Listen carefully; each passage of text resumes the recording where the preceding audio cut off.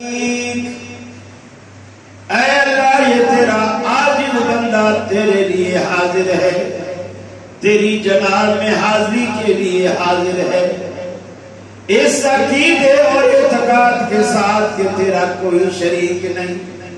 ان الحمد والنعمت لک والملک لا شریک لک۔ اللہ تمام تعریفیں تجھے سے دیتی ہیں، ساری کے سارے احسانات بھی تیرے ہیں، اس بادشاہت میں تیرا کوئی شریک نہیں، تو اکیلا و یکتا ہے۔ اس اعتقاد کے ساتھ میں تیری جناب میں حاضر ہوں۔ اللہ کے حبیب فرماتے ہیں، اللہ جواب دیتا ہے، لا لبیک ولا سعدیک، نہ تیرا تلبیہ پکارنا ہمیں قبول ہے، نہ تیری حاضری ہمیں قبول ہے، کیونکہ تیرا کھانا پینا حرام کا ہے۔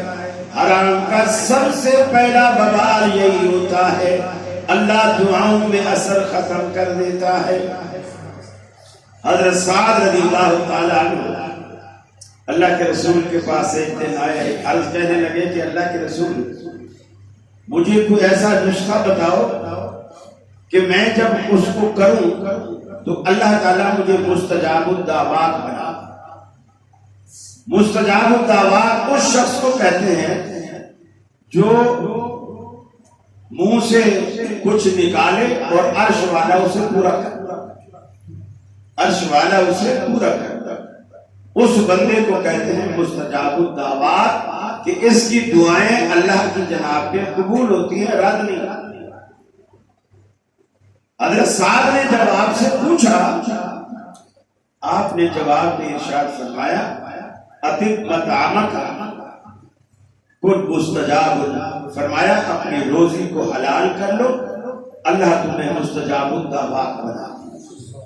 روزی کو حلال کرو، اللہ تمہیں مستجاب الدعوات بنا۔ صحابہ بیان کرتے ہیں حضرت عمر کے دور میں یہی صاحب کوفہ کے گورنر بنے، کوفیوں نے حضرت عمر کو شکایت لکھ بھیجی، حضرت سعد حالانکہ بڑے نیک آدمی، انتہائی نیک آدمی،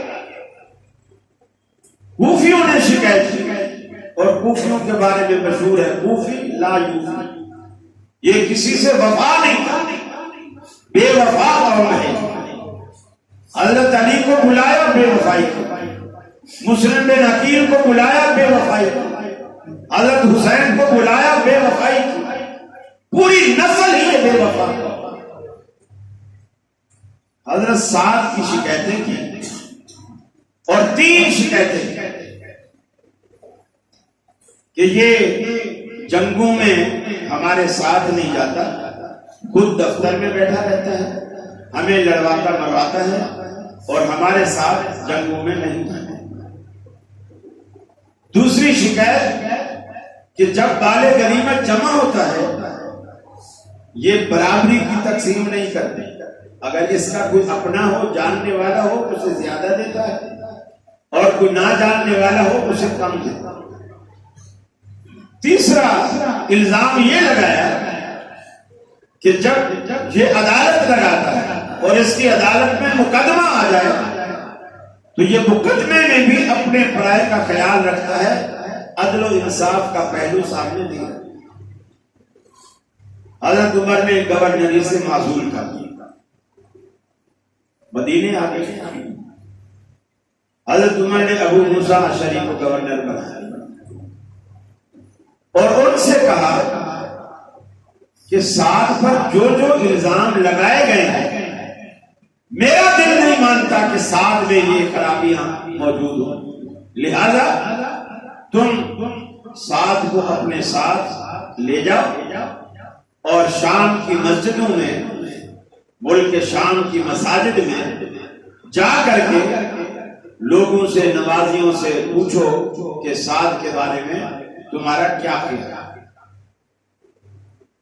وہ گئے اور پوچھتے رہے، ہر مسجد میں، ظہر کسی مسجد میں، عصر کسی مسجد میں، مغرب عشاء 5 نمازیں اسی طرح الگ الگ مسجدوں میں، اور نمازیوں سے پوچھتے رہے۔ اس کو کھڑا کر دیتے تھے سلام کے بعد. حضرت سعد کو لوگوں کے سامنے بھی یہ تمہارا صاحب کا گورنر ہے، اب گورنر نہیں ہے، تمہیں ڈرنے کی ضرورت نہیں ہے، جو حق سچ ہے وہ بتاؤ، اس کے بارے میں تمہارا کیا کیا. کسی مسجد میں کسی نے بھی اس پر کوئی عیب نہیں ہے، سب نے کہا کہ ہم نے اچھا پایا، نیک آدمی ہے، ہر خوبی کا مالک ہے، ایماندار ہے، دیانتدار ہے. کوفہ کی ایک مسجد میں گئے، کوفہ کی مسجد میں گئے اور وہاں حضرت ابو موسیٰ اشعری نے ان کو کھڑا کر کے یہی اعلان کیا.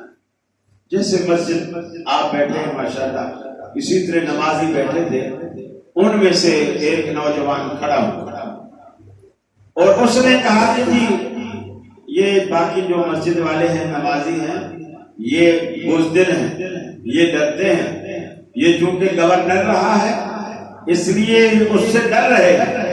میں اللہ کے سوا کسی سے نہیں ڈرتا، میں حق سچ کہنے والا آدمی ہوں، میں منہ پہ کہہ رہا ہوں. یہ 3 عیب اس کے اندر ہے: جنگوں میں ہمارے ساتھ نہیں جاتا، مال غنیمت تقسیم کرنے میں یہ انصاف نہیں کرتا، فیصلہ کرنے میں عدل نہیں کرتا. یہ 3 عیب اس کے اندر موجود ہے.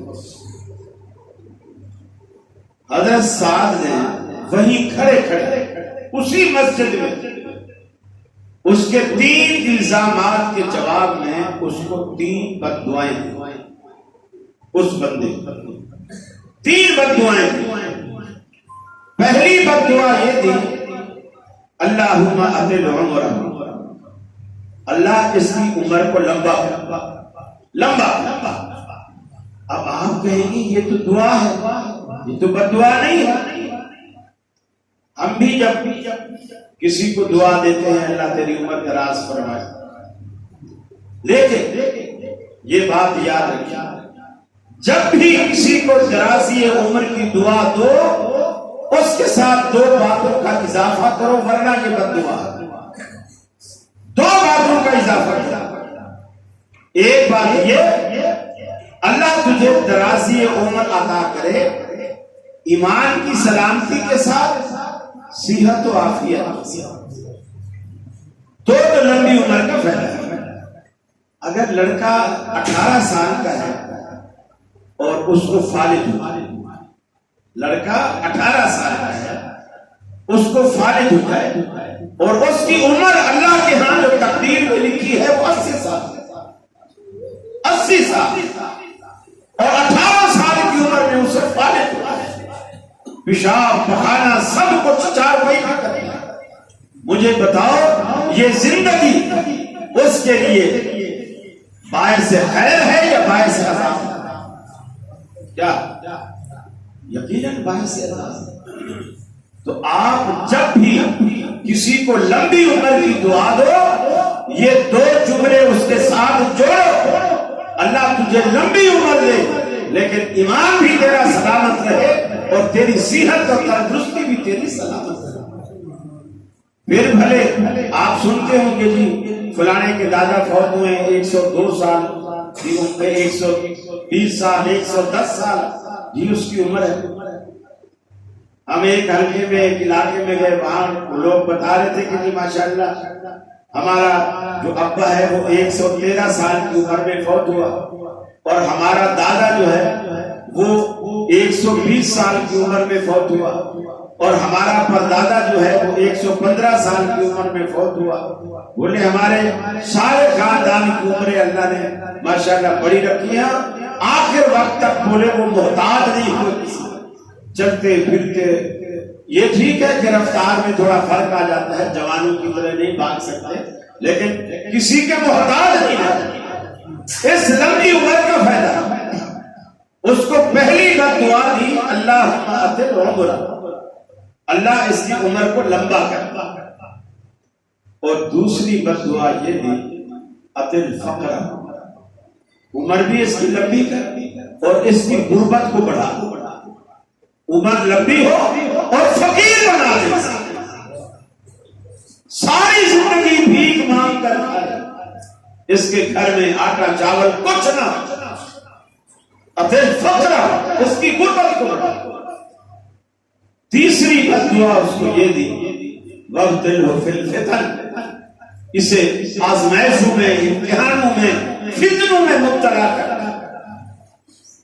چنانچہ صحابہ کہتے ہیں اس بندے نے اتنی طویل عمر پائی کہ اس کی یہ جو آنکھ کے اوپر بھمیں ہوتی ہیں، بھمیں، آپ پنجابی میں کیا کہتے ہیں؟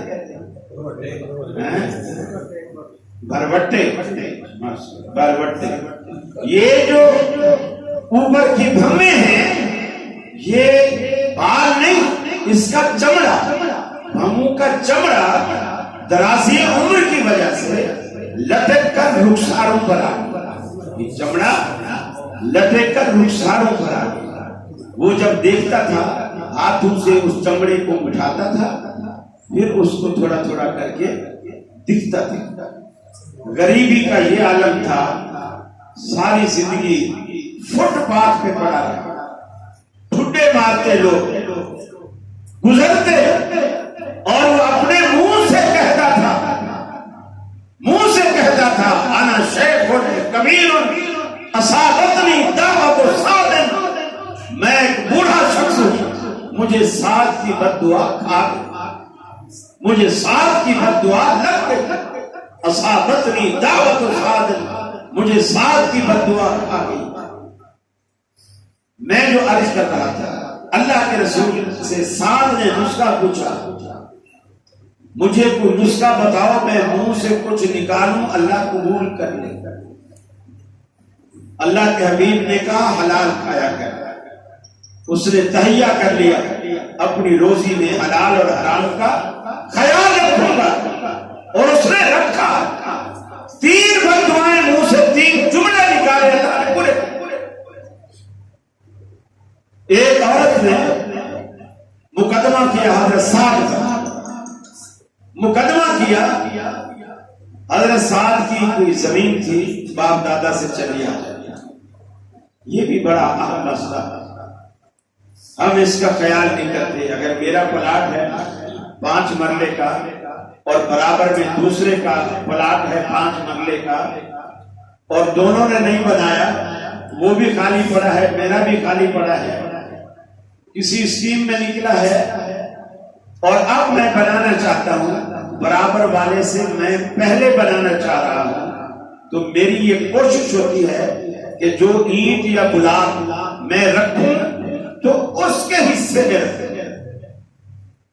تاکہ میرا 5 مرلہ پورا آئے، میرا بلاک جو ہے وہ دوسرے کے حصے سے کٹے، اس کا بلاک کم ہو، میرا بلاک کم نہ ہو، یہ کوشش ہو۔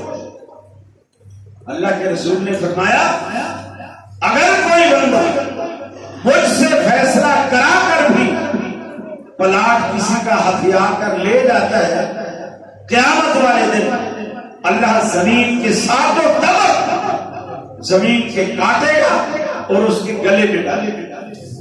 ہمارے گلے پہ، ہمارے سر پہ ہماری کوئی دکان رکھ دے، ہم وہ نہیں اٹھا سکتے، ساتوں طبق زمین پہ کوئی کون کیسے اٹھائے؟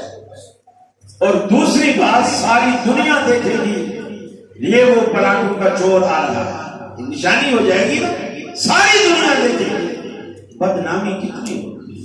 اس عورت نے حضرت سعد پر مقدمہ کیا، پلاٹ سعد کا، زمین سعد کی، لیکن اس زمانے میں یہ اسٹامپ پیپر اور یہ ڈی سی کی سرٹیفکیٹ اور ڈاکومنٹ، یہ چیزیں کے لیے وغیرہ کے یہ چیزیں نہیں ہوتی، تو بس یہ ہوتا تھا کہ جی فلاں شخص جانتا ہے یہ زمین میرے باپ دادا کی ہے، ان کے مرنے کے بعد مجھے ملی ہے۔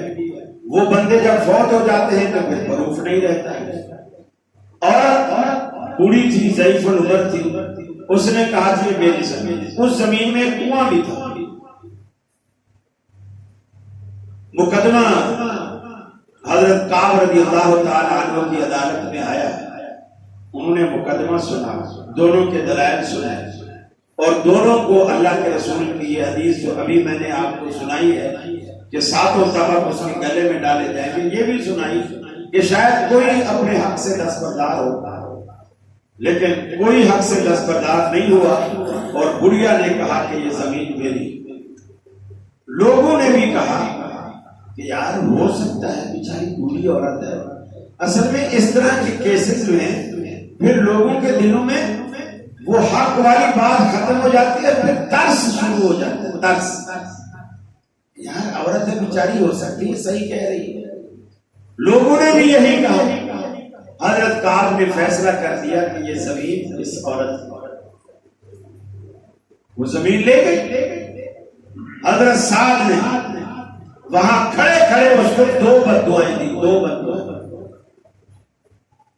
ایک بد دعا یہ دی, اے اللہ اسے مرنے سے پہلے اندھا کرنا, مرنے سے پہلے اندھا کرنا. یعنی فرض کیا اگر مرنا ہے اس نے اگلے سال تو اس سال یہ اندھی ہو جائے موت سے پہلے, تاکہ کچھ عرصہ یہ نابینے پن میں گزارے. اور دوسرا اس کو اسی سرزمین میں موت دے جو اس نے ہتھیائی. چنانچہ صحابہ کہتے ہیں ہم انتظار کرتے رہے, دیکھتے رہے, اور ایک دن خبر ملی کہ وہ عورت اندھی ہو گئی, وہ بوڑھی عورت اندھی ہو گئی بنائی. اب اسی زمین میں کنواں بھی تھا, اب اندھی ہو گئی ہے, لکڑی کے سہارے چلتی ہے, چلتے چلتے اسے کنواں میں گر گئی, اسی کنواں میں گئی. حضرت سعد کی دونوں بد دعائیں قبول ہیں. کیوں؟ حضرت سعد دونوں موقعوں پر مظلوم بھی تھے, مظلوم تھے. اور اللہ کے رسول فرماتے ہیں اتق دعوت المظلوم فإنه ليس بينها وبين الله حجاب. مظلوم کی بد دعا سے بچ, اس لیے کہ جب وہ آہ نکالتا ہے دل سے سیدھی عرش مولا پر جاتی ہے اور اس کے درمیان کوئی رکاوٹ, کوئی چیز حائل نہیں ہے. آج تو بڑے بڑے ظلم ہوتے ہیں اور لوگ بیکار بھی نہیں لیتے, ہاتھ میں بھی اتنے تیز ہیں. سب کچھ, ایک آدمی نمازی ہوتا ہے, حاجی ہوتا ہے, اہل حدیث ہوتا ہے, داعی والا ہوتا ہے, اس کے بعد کردار کا یہ عالم ہے. جب مرنے لگتا ہے, مرنے سے پہلے یہ وصیت لکھوا کر جاتا ہے اور بیٹیوں سے سائن کرواتا ہے کہ تم نے اپنی جائیداد کا حصہ بھائیوں کو معاف کر دیا اور بیٹیوں کو وراثت میں حصہ نہیں دیا. اس کی داڑھی کا کوئی فائدہ نہیں, اللہ کی قسم کوئی فائدہ نہیں, اس کے حج کا کوئی فائدہ نہیں, اس کی نماز کا کوئی فائدہ نہیں, اس نے مسجد بنوائی ہو اس کا کوئی فائدہ نہیں. اگر وہ بیٹی, اللہ نے دیکھو قرآن میں بڑی اچھی بات کی, وراثت کے مسئلے جو سورہ نساء میں اللہ نے بیان کیا, سارے مسئلے کس کا کتنا حصے بیان کرنے کے بعد کہا تلک حدود اللہ, یہ اللہ کی مقرر کردہ حدیں ہیں. یہ جو حصوں کی تقسیم ہے اللہ کی مقرر کردہ حدیں ہیں. وَمَن يَتَعَدَّ حُدُودَهُ يُدْخِلْهُ نَارًا خَالِدًا فِيهَا, جس نے اللہ کی حدود کو پلانا وہ دوزخ میں جائے گا اور ہمیشہ ہمیشہ دوزخ میں رہے گا, ہمیشہ. یہ معمولی بات نہیں ہے.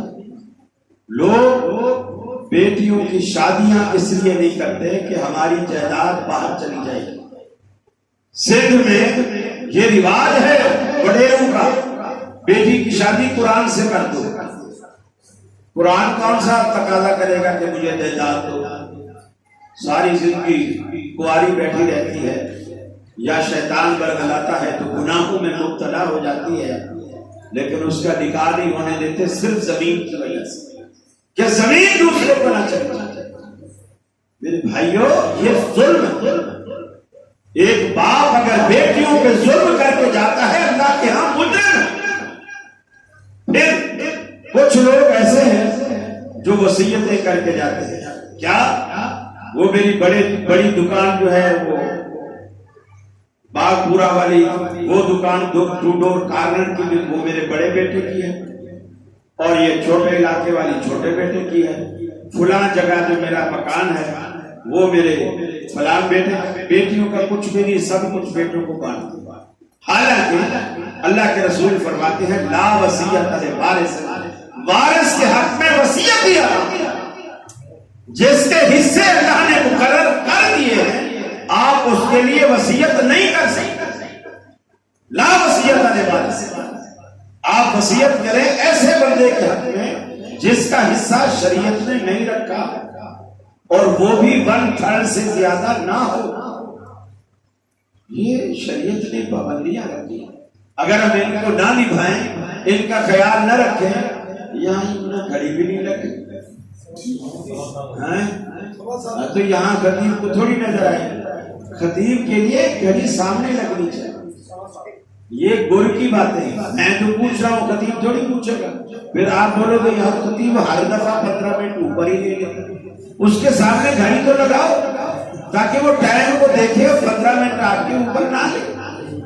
یہ بھی ظلم ہے، پہلے خطیب کو بدنام کرو کہ ٹائم اوپر لیتا ہے، لیکن بدنامی کا سبب کیا ہے؟ آپ کا گھڑی نہ لگا، اتنی بڑی یہاں لگا لی ہے تو آپ چھوٹی گھڑی ایک سامنے نہیں لگا تاکہ خطیب کو، میں نے خود بھی نہیں پہنی ہوئی اور میں ادھر ادھر بار بار دیکھ رہا ہوں کہ مجھے طبیعت میری بتا رہی ہے کہ آدھا گھنٹہ ہو چکا ہے، طبیعت مجھے یہ، کیونکہ خطیب کو پتا ہے 40 سال ہو گئے ہمیں خطبے دیتے ہوئے، تو میں کہہ رہا ہوں ادھر آدھا گھنٹہ ہو گیا، ادھر نہیں ہو رہا۔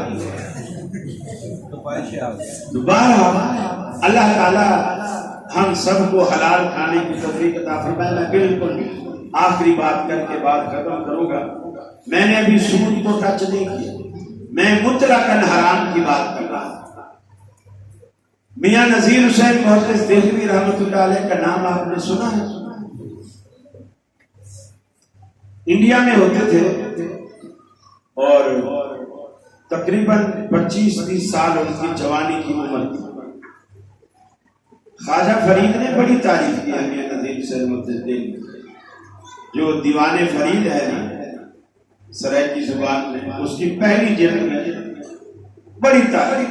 ان سے کسی نے خواجہ فرید سے پوچھا میاں نذیر حسین محدث دہلوی کے بارے میں کیسا ہے، تو انہوں نے کہا وہ فرشتہ سے فرا انسان، فرشتہ سے فرا انسان، اور باقی وہ ایسے ہی ہیں۔ ان کے زمانے میں انڈیا میں قحط سالی آئی، بارش نہیں ہوئی، زمین میں اناج نہیں ہوا اور اناج کی بڑی قلت پیدا ہو گئی۔ لوگوں نے، مولویوں نے مل ملا کے کہا کہ جی نماز استسقاء پڑھنی چاہیے، نماز استسقاء پڑھیں۔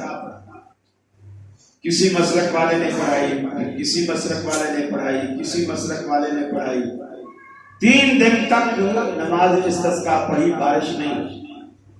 کسی نے کہا کہ میاں نذیر حسین محدث دہلوی بھی ہر روز پیچھے کھڑے ہوتے ہیں، آپ آج ان کو آگے کھڑا کرو، تو لوگوں نے کہا چلو ٹھیک، تو میاں نذیر حسین محدث دہلوی کو آگے کھڑا کیا، انہوں نے نماز پڑھائی۔ ہمارے کراچی میں ہوتے تھے بھائی سعید ریشم بھائی، کوٹ روڈ ایک مسجد ہے اسمبلی ہال کے، اسمبلی سندھ اسمبلی کے بالکل قریب، بڑی مسجد ہے اہل حدیثوں کی، وہ جامع مسجد کوٹ روڈ کہلاتی ہے، کیونکہ ہائی کورٹ بھی اسی روڈ پر ہے، اس وجہ سے وہ کوٹ روڈ کہلاتی ہے۔ اس میں ہوتے تھے سعید ریشم بھائی، انہوں نے میاں نذیر حسین محدث دہلوی کا زمانہ پایا۔ اب جب بھی ان کے پاس جاتے وہ ہمیں میاں صاحب کے واقعات سنایا، یہ واقعہ بھی انہیں کا سنایا۔ انہوں نے نماز پڑھائی، دعا کے لیے کھڑے ہوئے اور بارش شروع ہوئی، چل بارش، اللہ نے کرم کیا، بارش ہو گئی، لوگوں کی ضرورتیں پوری ہو گئی۔ وہ فرماتے ہیں کہ 25-30 سال پھر گزر گئے، اب میاں صاحب بوڑھے ہو گئے اور پھر قحط سالی آئی۔ حالانکہ بڑھاپے میں تو آدمی بزرگ کہلاتا ہے نا، نوجوان میں اتنا لوگ اس کو بزرگ نیک مانتے نہیں، بڑھاپے میں تو نیک نہ بھی ہو تو لوگ کہتے ہیں یار بزرگ آدمی، بزرگ آدمی۔ تو 25-30 سال اور گزر گئے اور پھر وہ بھی 50-60 کی عمر کو آ گئے، قحط سا لیا تو لوگوں نے کہا اب نئے نئے تجربے نہ کرو، یہ ایک آزمایا ہوا ہے۔ پہلی دفعہ میں میاں صاحب کو آگے کھڑا کر، میاں صاحب کو آگے کھڑا کیا، انہوں نے نماز پڑھائی، استسقاء کی دعا کی، بارش نہیں ہوئی، سارا دن گزر گیا بارش۔ اگلے دن پھر میاں صاحب کو دعا کرائی، بارش۔ تیسرا دن آیا، میاں صاحب نے دعا کرائی، بارش۔ لوگوں نے کہا میاں صاحب کیا بات، جب آپ جوان تھے آپ نے ایک ہی مرتبہ دعا کرائی تھی اور جل تھل بارش کی، اور آج تیسرا دن ہے آپ کو دعا کراتے ہوئے بارش نہیں ہو رہی۔ تو وہ کہتے تھے کہ میاں صاحب روک لیں، اور وہ کہنے لگے پہلے میں جوان تھا، میں اپنی کمائی میں حلال اور حرام کا خیال رکھتا تھا، خود کماتا تھا خود کھاتا تھا۔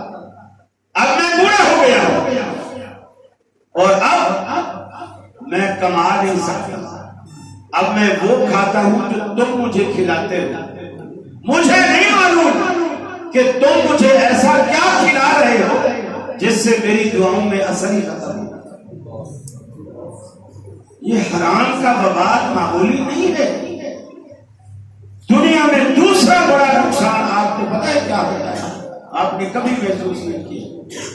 لوگ تھو تھو تھو تھو کرنے والوں کے پاس اکثر آئے بیٹھے ہوتے ہیں شکایت، میرے جی 10 بیٹے سارے نافرمان، میرے 5 بیٹے سارے نافرمان، وہ ہوں گے نافرمان، 5 اور بھی آئیں گے تو وہ بھی نافرمان آئیں گے، اس لیے کہ جب سے شادی ہوئی ہے تب سے حرام ہی بیوی کو کھلا رہا ہے، حرام سے خوراک آ رہی ہے، حرام کا نوالا بچوں کے پیٹ میں جا رہا ہے، وہ تیرے فرما بردار کب بنے گا؟ حرام کا یہ پہلا دوسرا بڑا نقصان ہے، آپ کی اولاد ساری نافرمان۔ تعویذ والے کیا کریں گے؟ کچھ نہیں کر سکتے، ان کی تعویذوں کی اپنی کمائی حرام ہے، وہ تیرے بچوں کو کیا ٹھیک کریں گے؟ میرے بھائیوں سوچو گا، اپنے بچوں کے پیٹ میں حلال نوالا ڈالو، پھر اللہ سے اس کے ثمرات مانگو، پھر دیکھو دنیا مثالیں دے گی، محلہ مثالیں دے گا، علاقہ مثالیں دے گا کہ اللہ اولاد دے تو ایسی، اللہ اولاد دے تو ایسی۔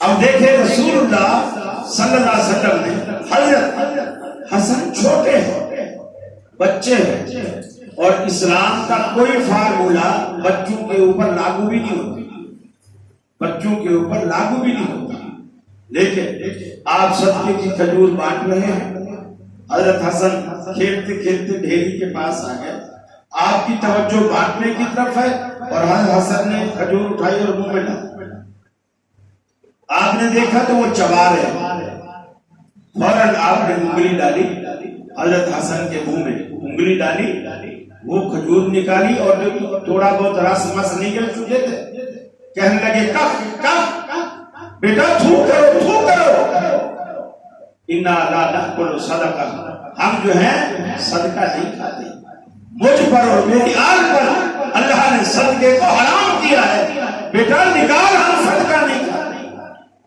بچوں کو بچپن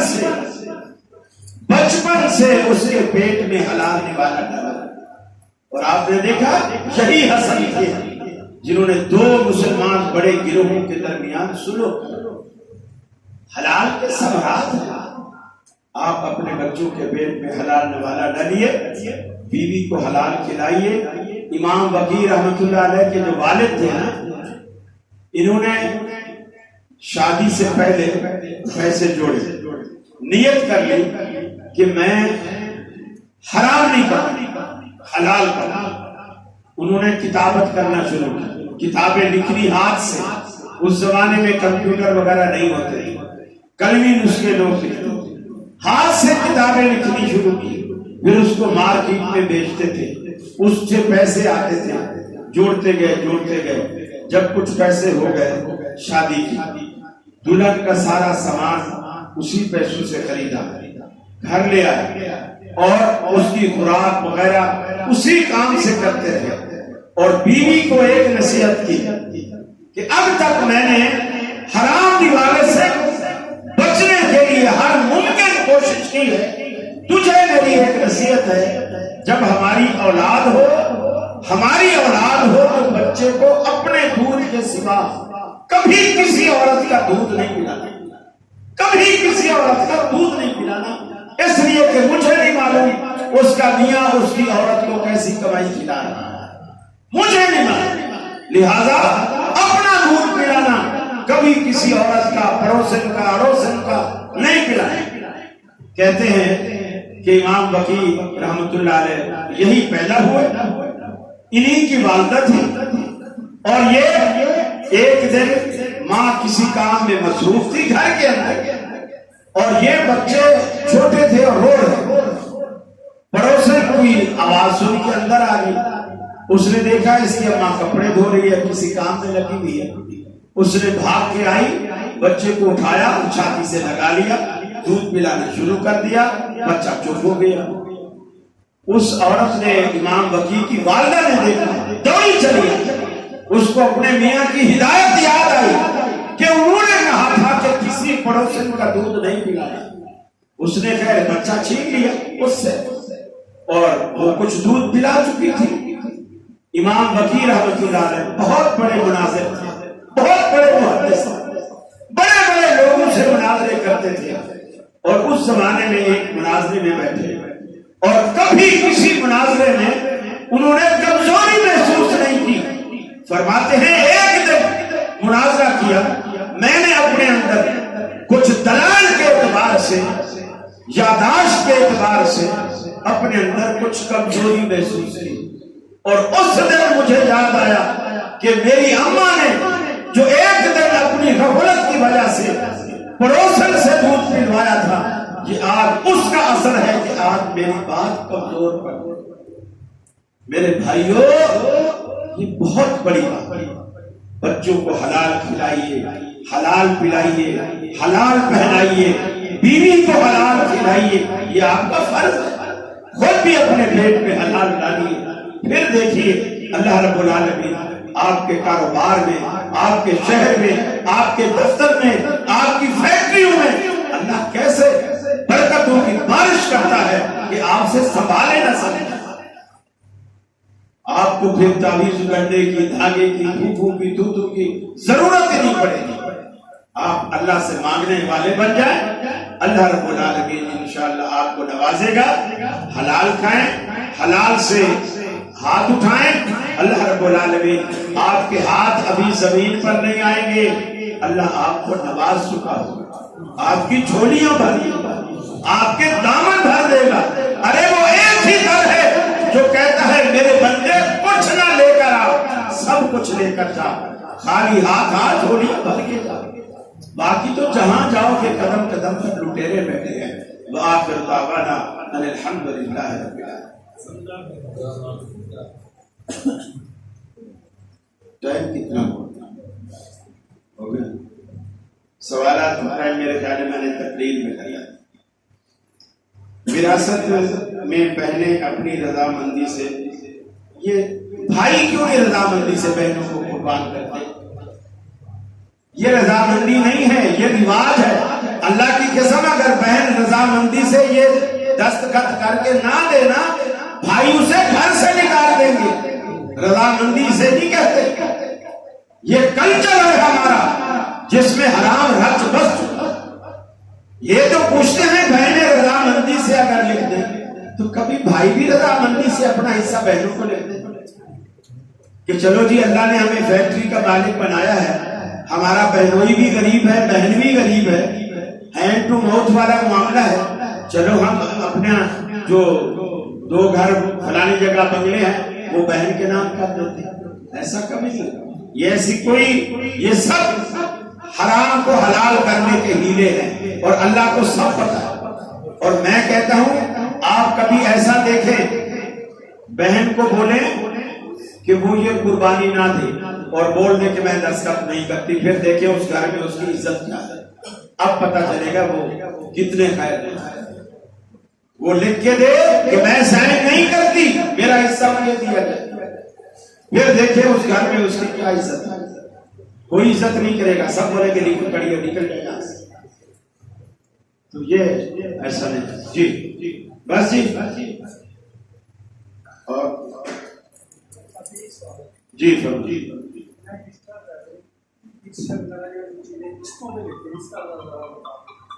قسط میں لینا دینا ناجائز نہیں ہے، یہ دوسرے پر احسان ہے. قسط میں قیمت بڑھانا غلط ہے. سمجھ میں آ رہی ہے؟ قسط میں لینا قسط میں دینا یہ ناجائز نہیں ہے، قسط میں قیمت بڑھانا یہ ناجائز ہے. کوئی بندہ ہے جی میرے پاس بنیان ہے، قمیض نہیں ہے اور پیسے بھی نہیں ہے، اس کا یہ شکوہ کرنے کا مقصد یہ ہوتا ہے کہ آپ مجھے قمیض دلا دیں. آپ بجائے قمیض دلانے کے اس کی بنیان بھی اتار دیں. اب وہ جو کہہ رہا ہے میرے پاس پیسے نہیں ہے، مجھے یہ چیز چاہیے، تو پھر آپ کہتے ہیں اگر پیسے ہوتے تو میں 10 روپے کی دیتا، کیونکہ تیرے پاس پیسے نہیں ہیں لہذا میں 25 روپے کی دوں. تو ظلم یہ سارے بنیے بیٹھے ہیں، بنیے سب بنیے ہیں جس سے کاروبار کرنا. دیکھو آپ سمجھتے ہو کہ مجھے کیا ملا، میں نے ادھار دے دیا، مجھے کیا ملا. اگر یہ پیسہ میرے پاس ہوتا، میرے بزنس میں لگتا، رولنگ میں آتا، یہ 1 لاکھ سے 2 لاکھ ہو جاتا، 1.5 لاکھ ہو جاتا. میں نے جو اس کو ادھار دے دیا مجھے کیا ملا، مجھے کیا ملا. نبی کریم صلی اللہ علیہ وسلم فرماتے ہیں جب وہ بندہ کسی کو کوئی چیز ادھار پہ لیتا ہے، فرض کر لیجیے کہ اس نے 1 لاکھ روپیہ ادھار دیا اور 1 مہینے کے لیے دیا. اللہ کے رسول فرماتے ہیں جس تاریخ کو اس نے دیا اس تاریخ سے لے کر اس واپسی کی تاریخ تک 1 مہینے تک اللہ فرشتوں سے کہتا ہے کہ لکھو یہ شخص روزانہ 1 لاکھ روپیہ صدقہ کرتا ہے. پھر آپ نے فرمایا اگر 1 مہینہ آ گیا وہ بندہ 1 لاکھ روپیہ واپس نہیں کر سکا اور اس مالک کے پاس آ کر درخواست کرنے لگا کہ یار میری کمیٹی نکلنی تھی، میں نے اسی امید پر 1 مہینے کی مہلت مانگی تھی، میری کمیٹی تھوڑی سی لیٹ ہو گئی ہے، آپ مہربانی کر کے میری مہلت کو 1.5 ہفتہ 2 ہفتے اور بڑھا دیں. اللہ کے رسول فرماتے ہیں اب جب سے یہ دوبارہ مہلت بڑھائے گا اس دن سے لا کر اس کی واپسی تک اللہ تعالیٰ فرشتوں سے کہتا ہے اس رقم کو ڈبل کر کے لکھو کہ یہ روزانہ صدقہ کرتا ہے. آپ کہتے ہیں مجھے کیا ملا.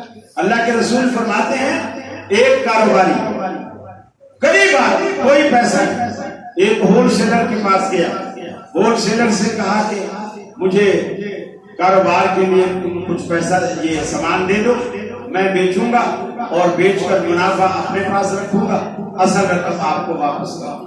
اس نے کہا کوئی گواہ، اس نے کہا میرے پاس گواہ کوئی نہیں، اللہ گواہ. اس نے کہا کوئی ضامن، اس نے کہا میرے پاس کوئی ضامن نہیں، اللہ ضامن ہے. اس نے دے دیا، رجسٹر کھولا، اس پہ کھاتا اس کا نام پتہ سارا لکھ لیا اور اتنے کا مال گیا وہ بھی لکھ لیا، اس کو دے دیا. اب وہ لے کر گیا، راستے میں ڈاکو آ گیا، اس کو لوٹ لیا اور واقعی لوٹ لیا. اب وہ روتا پٹتا اس کے پاس دکاندار کے پاس آیا، دکاندار سے کہنے لگا کہ میں لٹ پٹ گیا ہوں، یقین مانو میں بے ایمان نہیں ہوں، واقعی مجھے ڈاکو نے لوٹ لیا ہے، آپ مہربانی کرو مجھے اور ادھار دو. اس نے کہا اور بھی ادھار دیتا ہوں، میں نے پہلا ادھار تیرے کو معاف کر دیا ہے. وہ شخص کہتا ہے آپ نے معاف کر دیا ہے، رجسٹر پہ لکھا ہوا ہے جب کل کو اگر اللہ نہ کرے تو مر گیا، تیرے بچے تیرا رجسٹر اٹھائیں گے، وہ کھاتا نکالیں گے، وہ تو میرے پاس آ جائیں گے اور وہ مجھ سے تقاضا کریں گے کہ ہمارے ابا سے تو ادھار لے کے گیا تھا. اس نے کہا میں اس کا بھی علاج کرتا. اس نے نوکر سے رجسٹر منگوایا، رجسٹر منگوا کر اس کے کھاتے کا صفحہ کھولا، اپنے ہاتھ سے اس صفحے کو پھاڑ کر ٹکڑے ٹکڑے کر کے ایسے اڑا دیا.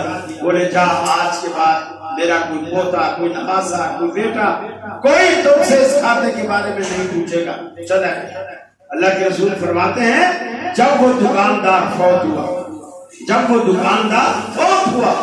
اللہ تعالیٰ نے فرشتوں سے کہا اس کے گناہوں کا رجسٹر لا. فرشتے اس کا رجسٹر لے کر آئے. رسول اللہ صلی اللہ علیہ وسلم فرماتے ہیں اللہ تعالیٰ نے اپنے ہاتھ سے اس کے گناہوں کے صفحے کو اس رجسٹر میں سے پھاڑا اور ٹکڑے ٹکڑے کر کے پھینک دیا. چاہ آج کے بعد ان گناہوں کا تجھ سے کوئی حساب نہیں. آپ کہتے ہیں مجھے کیا دیا؟ اصل میں ہم آخرت کو کچھ سمجھتے ہی نہیں. ہم یہ سمجھتے ہیں کہ جو کچھ ہے بس دنیا ہے. اگر اب آپ خود پرچیاں دے رہے ہو پھر مجھے نہیں کہنا آگے دے رہے ہو. اگر اپنے ورکروں کو ہیلتھ کارڈ بنا کر دیں اور وہ ہیلتھ کارڈ کسی انشورنس کمپنی کے جاری کرتا ہے مگر کمپنی ہیلتھ کارڈ کے پیسے ورکر کی تنخواہ میں سے نہیں کاٹتی، کیا یہ ہیلتھ کارڈ مالک دیتا ہے پیسے؟ اس کے کمپنی کا جو مالک ہے ہیلتھ کارڈ کے پیسے وہ پے کرتا ہے. کون پے؟ انشورنس کمپنی بھی تو آخر کوئی ان کی پالیسی خریدے گا تو وہ رعایت کرے گی نا، ایسے تو نہیں کرے گی. خریدتا ہے کہ نہیں؟ اس سوال کا مالک ہی کوئی نہیں ہے. کمپنی دیتی ہے اس کے پیسے، ٹھیک ہے. اگر کمپنی دیتی ہے گویا وہ علاج کے پیسے دیتی ہے. آپ اس کو انشورنس کیوں کہتے ہیں؟ وہ کمپنی جیسے ہسپتالوں کے ساتھ آج کل بندھا ہوا ہے. کمپنیاں جو ہیں وہ اپنے جتنے بھی ان کے ملازمین ہیں کہ جی فلاں ہاسپٹل ہے اس کے ساتھ جڑا ہوا ہے بندہ اور کمپنی اس کا علاج کراتی ہے. یہ جب آپ نوکری کرتے ہیں آپ پھر ایگریمنٹ میں شامل ہوتا ہے کہ ہم آپ کو رہائش دیں گے، ہم آپ کو علاج کی سہولت دیں گے، ہم آپ کو خوراک کی سہولت دیں گے وغیرہ وغیرہ. آپ اس کو انشورنس کا نام نہ دیں، اور اگر انشورنس کا نام دیں گے تو پھر پھنستے چلے جائیں. انشورنس کی کوئی شکل حلال نہیں ہے، نہ سودی بینکوں والی اور نہ اسلامی بینکوں کا تکافل. السلام علیکم ورحمۃ اللہ وبرکاتہ. اللہ تعالیٰ نے اپنے ہاتھ سے جو ہے اس کے صفحے کو کاٹ دیا. اللہ تعالیٰ وجود سے اور ہاں یہ حنفیوں کا عقیدہ ہے. کس چیز کا دیدار ہے؟ اللہ ہے ہی نہیں تو دیدار کس چیز کا ہوگا؟ اگر کسی چیز کا وجود نہیں ہے تو آپ اسے دیکھ بھی نہیں سکتے نا. اللہ کے رسول نے جو کہا کہ جنت میں سب سے بڑا انعام اہل جنت کے لیے اللہ کا دیدار ہوگا. تو اللہ دیدار کیسے کرائے گا؟ کس چیز کا دیدار ہے؟ لوگ کس چیز کو دیکھیں گے؟ میں یہ نہیں پوچھ رہا اللہ کیسا ہے، میں یہ نہیں پوچھ رہا. میں یہ پوچھ رہا ہوں کہ جنتی کسی چیز کو تو دیکھیں گے نا. یہ تو قرآن میں ہے ید اللہ فوق ایدیہم، اللہ کا ہاتھ ہے ان کے اوپر. اب حنفی اس کا ترجمہ کیا کرتے ہیں؟ وہ طاقت ہے جی. ہاتھ کا ترجمہ کریں گے طاقت. حدیث میں آتے ہیں اللہ دوزخ کو جب پوچھے گا حل امتلأت، کیا تو بھر گئی ہے؟ وہ کہے گی وَتَقُولُ هَلْ مِن مَزِيدٍ، یا اللہ میں تو خالی ہوں، ابھی کچھ اور ہو تو میرے اندر ڈالو. حدیث میں آتا ہے اللہ اپنا قدم مبارک اس کے اوپر رکھے گا، قدم اس کے اوپر رکھے گا اور وہ بھینچے گی، دبے گی اور کہے گی قط یا رب قط، اللہ بس کر میں بھر گئی. حدیث میں آتا ہے جب اللہ تعالیٰ جلوہ افروز ہوں گے اپنی پنڈلی سے نور کے پردے ہٹائیں گے اور سارے لوگ اللہ کو سجدہ کریں گے سوائے تکبر کرنے والوں کے. وہ سجدہ کرنا چاہیں گے لیکن ان کی ہڈی کو اللہ ریڑھ کی ہڈی کو ایسا سیدھی راڈ بنا دے گا کہ وہ جھک نہیں سکے. وہ کھڑے رہیں گے، باقی ساری دنیا اللہ کی پنڈلی دیکھ کے سجدہ. اب جو چیز اللہ نے بیان کی ہے قرآن میں یا حدیث میں ان پر ایمان رکھنا آپ کا فرض. یہ صوفیوں کا عقیدہ ہے کہ اللہ کوئی چیز نہیں ہے. ان کا تو اتنا گمراہ کون عقیدہ ہے. صوفیوں کا جو وحدت الوجود ہے وہ یہ کہتے ہیں اللہ کا اپنا کوئی وجود نہیں، پوری کائنات مل کر ایک وجود بنتا ہے. وہ مثال دیتے ہیں جیسے سائیکل ہے، سائیکل کا پیڈل نکال لو، تارے نکال لو، ٹائر نکال لو، وہیل نکال لو، گدی نکال لو، ہینڈل نکال لو، بیچ کا تکونا فریم نکال لو اور کیل لگا کر دیواروں پہ ہر چیز الگ الگ لٹکا دو اور کسی سے پوچھو سائیکل کدھر ہے تو کوئی بتائے گا سائیکل کدھر ہے؟ نہیں بتائے. جس چیز پہ آپ ہاتھ لگائیں گے وہ بولے گا یہ گدی ہے، یہ ہینڈل ہے، یہ ویل ہے، یہ اسپوک ہے، یہ اس کے پینڈل ہیں، تو سائیکل کدھر ہے؟ پھر جب وہ ساری چیزیں کھول کے آپ فٹ کریں، جہاں جہاں اس نے لگنا ہے وہاں لگائیں، اور لگانے کے بعد پھر آپ کسی بچے سے بھی پوچھیں بیٹا کمرے میں بتاؤ سائیکل کہاں ہے، بولے گا وہ کہتے ہیں اللہ نعوذ باللہ خود کوئی چیز نہیں ہے، ساری کائنات ملاؤ تو رب بنتا ہے. اسی لیے وہ کہتے ہیں، صوفی تبسم کا شعر ہے کہ چند تاروں میں تو مرغزاروں میں تو، اور تو ہے خدایا کس نے تیری حقیقت کو پایا، ذرے ذرے میں تیری ضیا ہے، پتے پتے میں جلوہ تیرا ہے، اور گل میں بھی مثل بو چھپ کے بیٹھا جو تو ہے خدایا کس نے تیری حقیقت کو پایا. ان کا عقیدہ یہ ہے پھول میں خوشبو ہے تو وہ خدا ہے، اور اگر ندی بہہ رہی ہے چشمہ نکل وہ خدا ہے، چور میں بھی خدا ہے، تھانے دار میں بھی خدا ہے، میاں میں بھی خدا ہے، بیوی میں بھی خدا ہے. تو خدا تمہارا کیا کیا کر رہا ہے؟ اللہ سے ڈرو، کوئی ایسا عقیدہ رکھو کہ ہر چیز میں خدا ہے، ہر جگہ خدا ہے. اور ہمارا رب الرحمن والا العرش استویٰ، ہمارا رب عرش پر ہے، ہر جگہ والا ہمارا رب ہی نہیں، عرش پر سب سے اوپر جہاں کسی کی رسائی نہیں. ٹھیک ہے، اس پر ہماری اچھی خاصی بحث ہے دیوبندی بریلوی مولویوں کے ساتھ. نہیں میں آپ کو سمجھانے کے لیے، گولڈ ٹی وی پہ اچھی بحث ہے جس میں بریلوی علماء بھی ہیں، دیوبندی علماء بھی ہیں، شیعہ بھی ہیں، اور اس میں یہ خادم بھی ہے، اور اس مسئلے پر اچھی بحث ہے. آپ کو سنیں، انشاءاللہ آپ کا دل صاف ہو.